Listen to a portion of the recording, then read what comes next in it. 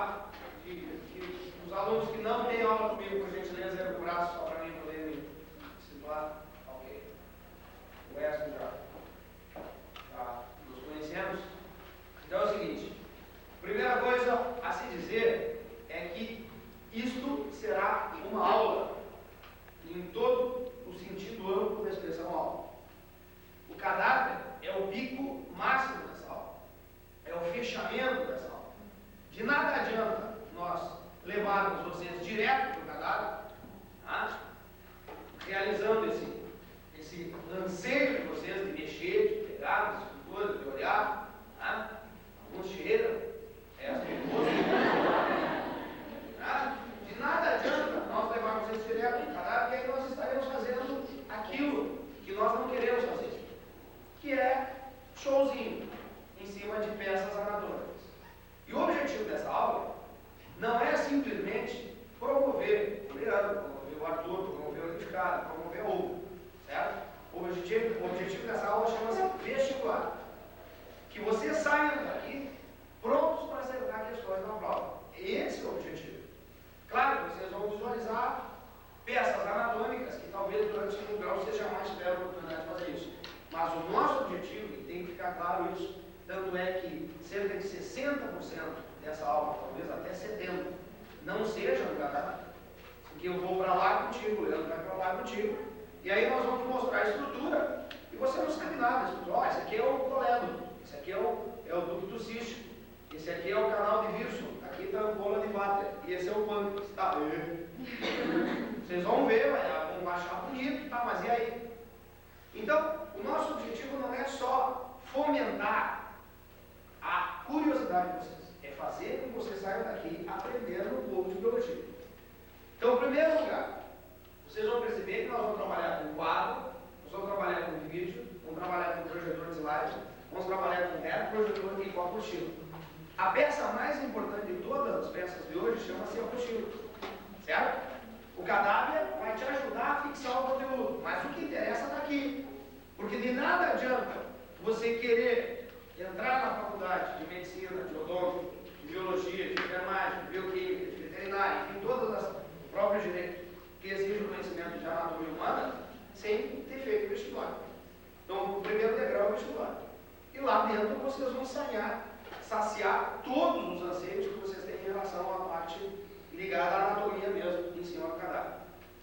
Então, em primeiro lugar, é importante a gente começar agradecendo a UBRA, agradecendo ao colega que abdicou do seu sábado para fazer esse trabalho, mas principalmente agradecendo a duas pessoas. Primeiro, o professor Marco Bueno, que foi o cara que conseguiu, o Marcão, que conseguiu realmente seduzir a UBRA para que o Unificado possa vir aqui e não vir para fazer festa, não vir para fazer auê, vir para trabalhar de forma séria, né?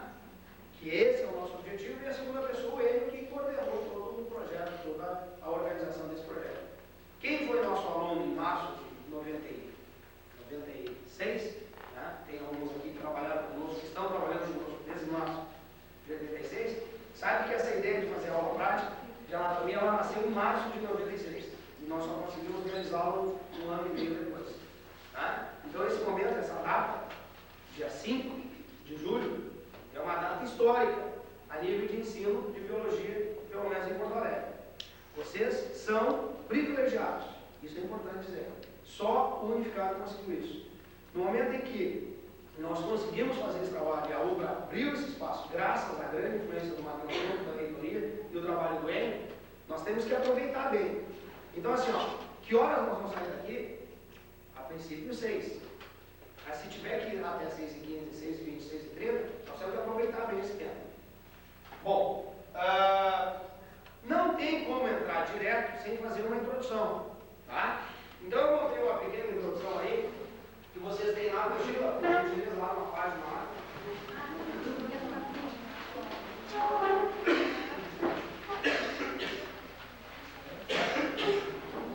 Classe. Introdução ao estudo da posição sistemática do ângulo. Certo? Em primeiro lugar, olha aqui, ó. Nós, como sabe, é isso? Temos uma relação direta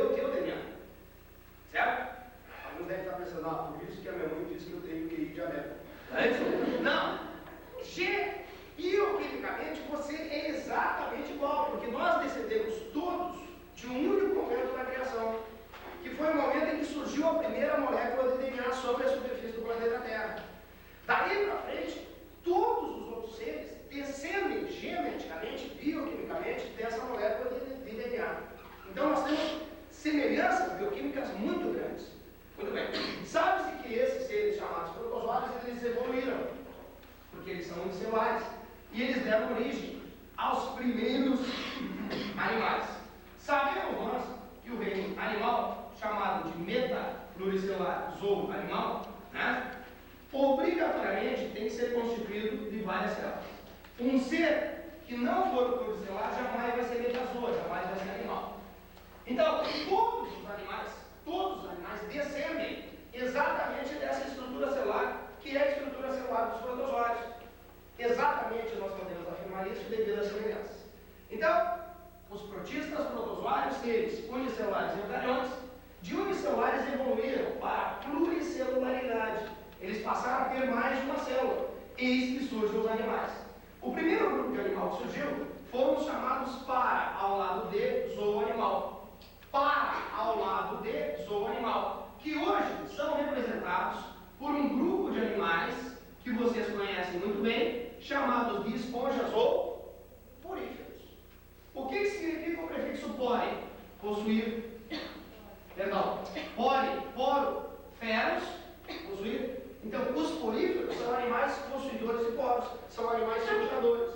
Só que esses poríferos, eles são pluricelulares, mas as suas células não estão organizadas em tecido. Então, foi necessário partir da unicelularidade para a pluricelularidade. Mas a pluricelularidade surgiu, num primeiro momento, de forma desorganizada. Então, o coagócito vai fazer uma função, o vinacócito vai fazer outra função, né? O amebócito vai fazer outra função, a esponja é um amontoado de células que não chega a constituir o verdadeiro tecido. Com o passar do tempo, esses seres, para, ao lado de animais, que eram pluricelulares, mas sem tecido, evoluíram.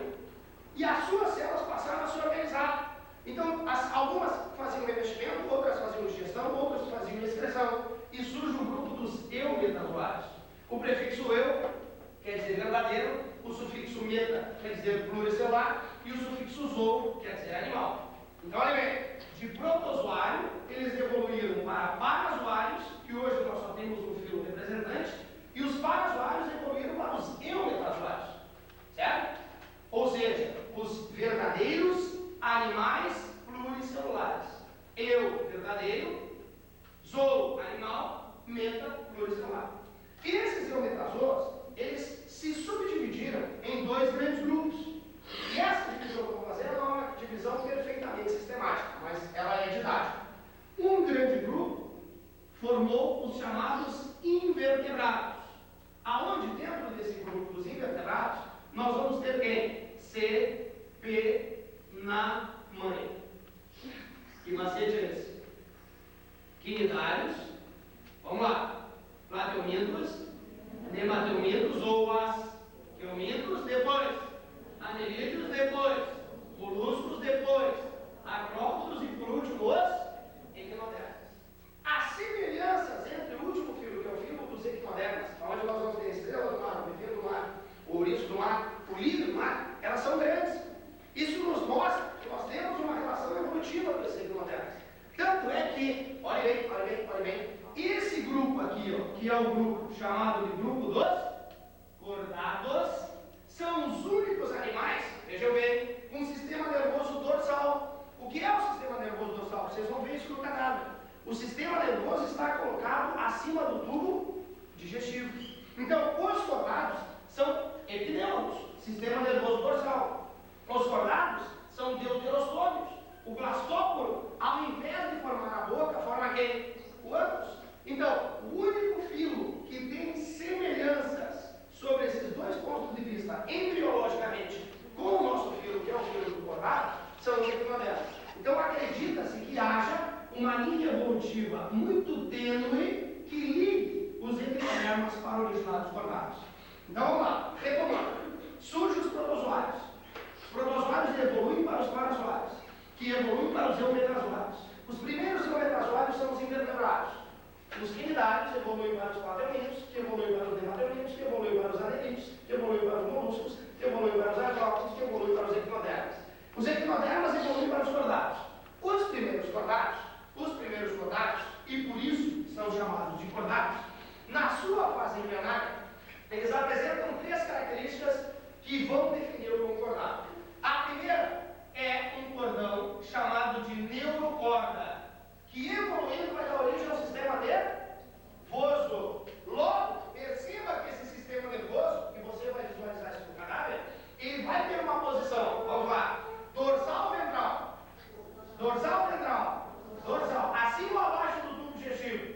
Acima. Aí surge uma outra estrutura que é chamada de notocorda. A notocorda, no cadáver que você vai visualizar, ela vai se transformar na coluna vertebral, certo? Caracterizando então o homem como um cordado mais vertebrado. Aí, próximo da faringe, especificamente na faringe, nós vamos ter as famosas fendas faringianas. Essas chamadas fendas faringianas, nos peixes, formarão as brânquias. Nos anfíbios, irão transformar-se em pulmões. Nos répteis também, nas aves também, em nós, mamíferos e seres humanos, também serão transformadas em pulmões. Os cordados, que são definidos como cordados, porque na sua fase de embrião tem neurocorda, notocorda e fendas faringianas, quando eles não têm essas 3 características na fase adulta, você vai classificar esse cordado como um, o que, gente? Protocordado. Então, se ele na fase embrionária tiver neurocorda, notocorda e fendas faringianas, ele é um protocordado, que é o que não nos interessa. O exemplo mais importante aqui é o anfióxio.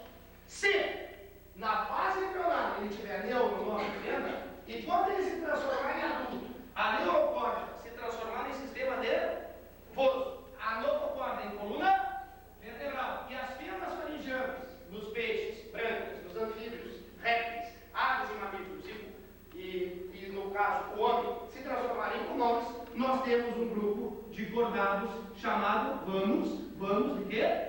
Vertebrado. Então veja bem, os cordados, olha aqui, ó, são divididos em 2 grupos. Os protocordados, que apresentam aquelas 3 características na fase de embrião e adulto, e os chamados o que, gente? Vertebrados, que na fase embrionária apresentam aquelas características que na fase adulta transformam-se em sistema nervoso, notocorda e pulmões. Os vertebrados vão ser divididos em 2 grandes grupos. Os sem mandíbulas, adinatos ou ciclostomatos, é o caso da lampreia, do peixe bruxa, que apresenta um funil bucal que ele não tem capacidade de fazer, olha para mim, esse movimento. Por que ele não tem capacidade de fazer esse movimento? Porque ele é sem gnatos, mandíbula. Ele não tem essa capacidade de articulação. Então surgem os vertebrados adinatos.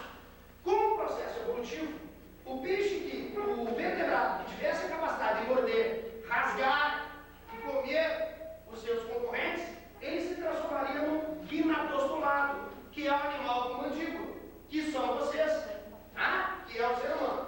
Dentro dos gnatostomados, animais com mandíbula, nós vamos ter 2 grupos importantíssimos. Um vocês conhecem, que são os peixes. E os animais que têm 4 membros, 4 patas, os tetrápodas, aonde nós teremos os anfíbios, os répteis, as aves e os mamíferos.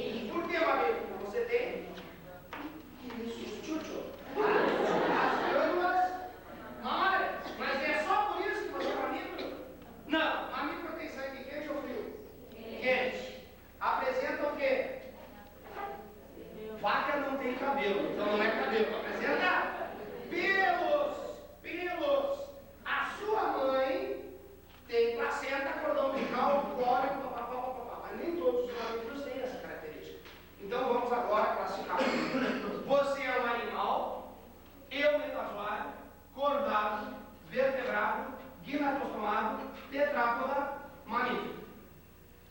Dentro do grupo dos mamíferos, nós vamos ter várias subdivisões.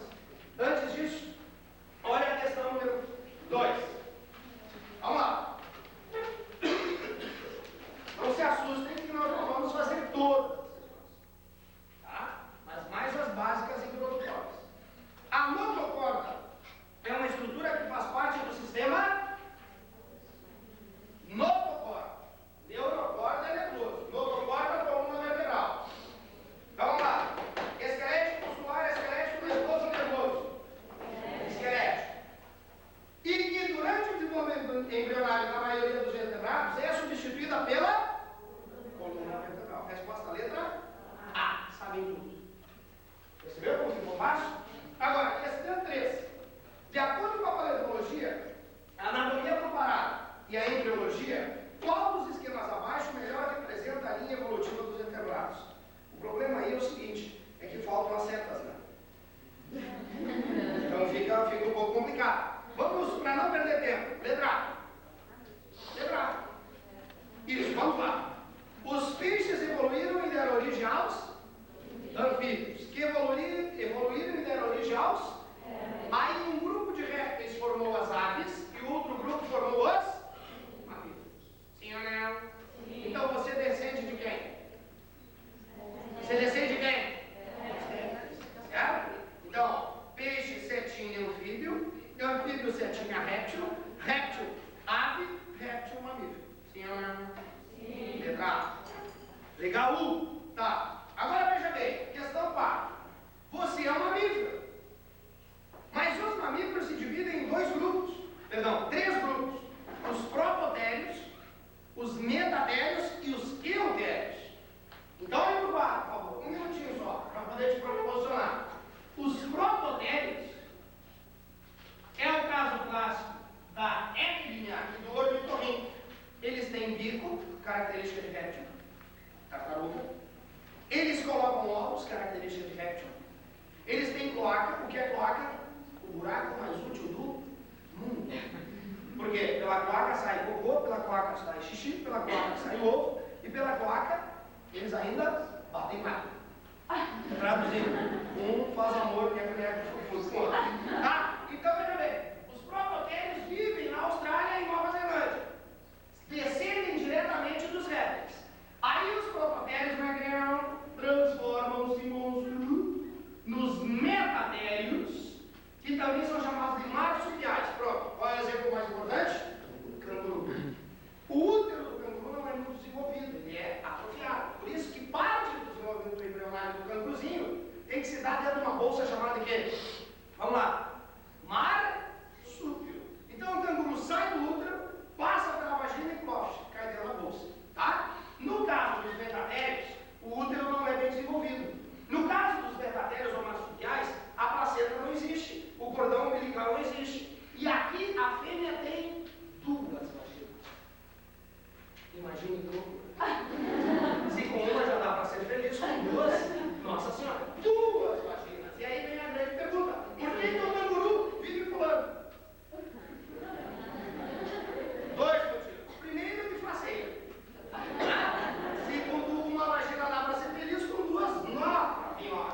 E o segundo motivo, porque o canguru vive pulando, é para poder acertar as duas vaginas ao mesmo tempo. Sim. Aí, Magrão,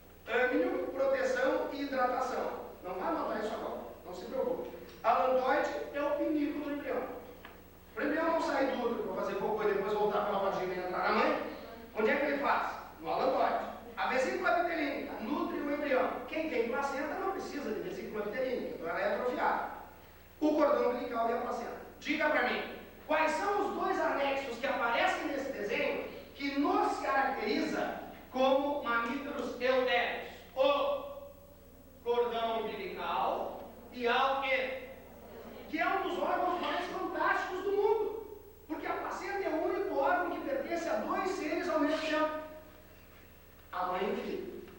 Tá? Então, feita essa introdução, resposta da questão número 4, letra, vamos, letra? Beleza, letra C. Agora, para partir para a digestão, que é o primeiro assunto, que é uma parte legal, joia. Questão número 1. Vamos classificar o homem colocando... Deixa eu ler primeiro. Ao classificarmos o homem, colocamos esse dentro das seguintes unidades taxonômicas. Vamos lá. Que reino você pertence? Reino animal ou... Vamos lá, gente. Animal ou metazoa. A que filo você pertence? Tá no par. A que filo? Chordata. A que classe? Mamífero. Reino metazoa, filo chordata, classe mamífero. A que ordem você pertence, junto com toda a macacada? Primata. Lembra da música do Titãs? Homem primata, capitalismo. Tá, sou eu, né? Não conhece a música. Tá, beleza. Ordem primata. Família. Não vale pôr o sobrenome lá. O Guine. Graciotinho, Pereira. Qual família, monstros? Hominide. Escreve-se Idai. Pronuncia-se I. Gênero. Homo. Certo? Espécie. Homossexual. É isso? Qual é a espécie? Homo sapiens. Lembre que ao escrever o nome de uma espécie, a primeira palavra indica o gênero, a segunda palavra indica a espécie, a primeira começa com letra maiúscula, a segunda começa com letra, beleza, minúscula. A que subespécie nós pertencemos, amiguinhos? Homo é gênero, sapiens, indicativo de espécie, sapiens de subespécie. Então, enquanto a nomenclatura binominal indica espécie, a nomenclatura trinominal indica subespécie. Beleza. Feita essa introdução, nós podemos agora localizá-los no seguinte aspecto. Apagador. Eu acho do slide. Bem colocado. Escrevendo no lugar.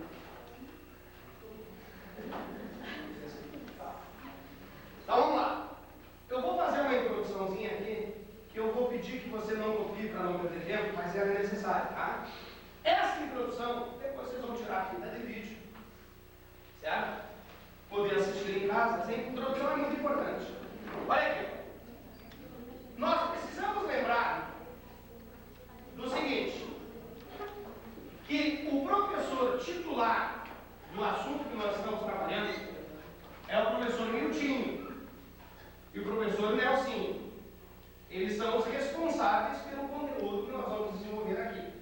Certo? Então, qual é o nosso trabalho, a nossa função de operários da preparação da aula do Miltinho e do Nelsinho? Dar visualização para que eles possam trabalhar melhor o conteúdo. Agora bem, quando a gente estuda, essa parte é bonita, a anatomofisiologia comparada, certo? E é isso que a gente vai fazer. Nós estamos fazendo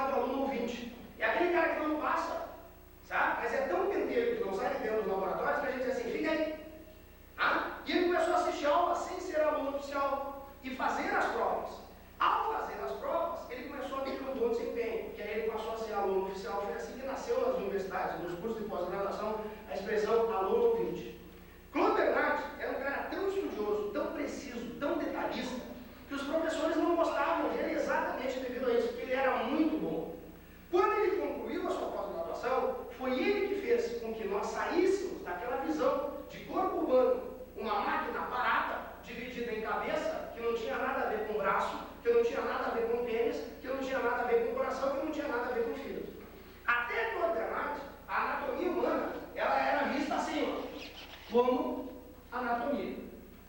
Certo? Ana quer dizer cortar. Tomos, parte. Físio, funcionamento. Logia, estudo. Foi graças a Claude Bernard que se enfiou atrás da expressão anatomia a expressão fisiologia. Ele é o pai da fisiologia. Quando vocês entrarem na medicina, odonto, direito, enfermagem, bioquímica, biologia, etc., vocês vão estudar a ciência criada por esse cara. Quando o Claude Bernard começou a perceber Ana cortar, tomos, parte, que isso não era suficiente. Por quê? A parte sem o todo não é parte. O todo sem a parte não é todo. Mas se a parte faz o todo sendo parte, não se diga que é todo sendo parte. Entenderam alguma coisa? Não. Nem eu. Tá? E não peço para repetir. Resumindo, que a parte está interrelacionada com o todo. E ele cria a fisiologia, provando que o coração funciona, mas o coração precisa do trabalho dos rins, que precisam do trabalho do cérebro, que precisam do trabalho do aparelho digestivo, que tudo está interrelacionado. E aí cria-se a grande divisão das o quê? Funções. Então nós vamos dividir quem? As funções que um ser humano ou um organismo vive em duas grandes funções. As funções da vida vegetativa, certo? E as funções da vida de o que, gente?